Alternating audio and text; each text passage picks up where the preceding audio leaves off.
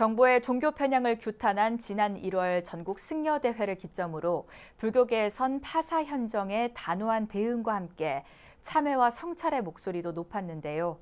이번 종교 편향 사태 백서를 발간하고 권역별로 종교 편향 대응을 조직화해야 한다는 의견이 조계종 중앙종회에서 제시됐습니다. 김호준 기자가 보도합니다. 해방 이후 지금까지 80년 가까이 이어진 종교 편향 사례들을 조목조목 짚었습니다. 특정 종교를 위한 군종장교 제도 도입을 비롯해 사찰 토지의 국립공원 편입, 종교방송의 독점까지 그야말로 불교 탄압과 차별의 역사라고 할 만큼 시대별로 정권별로 다양했습니다. 기울어진 운동장을 이제 와서 조금 이렇게 한 건데 그걸 가지고 평화방송보다 불교방송을 왜 더 지방사를 더 허가해 주느냐고 그 당시 민주당 국회의원 누군가가 한 적이 있었습니다. 이번 세미나는 조계종 중앙종회가 종회위원 연수 차원에서 개최했지만 지난 1월 전국 승려대회 이후 한국 불교의 미래를 위한 성찰의 바탕을 다지는 자리였습니다.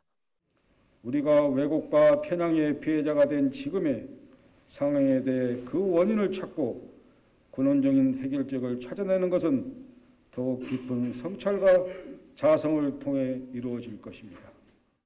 앞으로 종교 편향을 방지하기 위해서는 가장 먼저 백서 발간이 필요하다는 주장이 나왔습니다.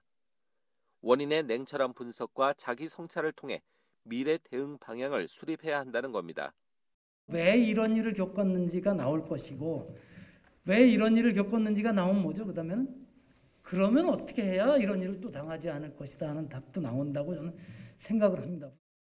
종교 편향을 징계하도록 한 대구시의 시립예술단 설치조례 개정은 대응의 성공적인 사례로 꼽혔습니다.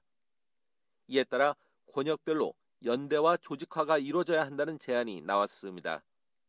종교 편향 문제는 규모가 크고 확장성이 빨라 해결이 쉽지 않기 때문입니다.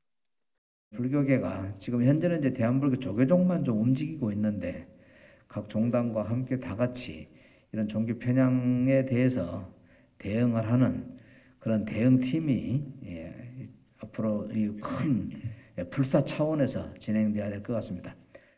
아울러 세미나에서는 지난 대선 기간 윤석열 대통령 당선인과 더불어민주당이 각각 내세운 불교 공약이 향후 국정과제로 이행되는지 철저히 점검해야 한다는 데 의견이 모아졌습니다.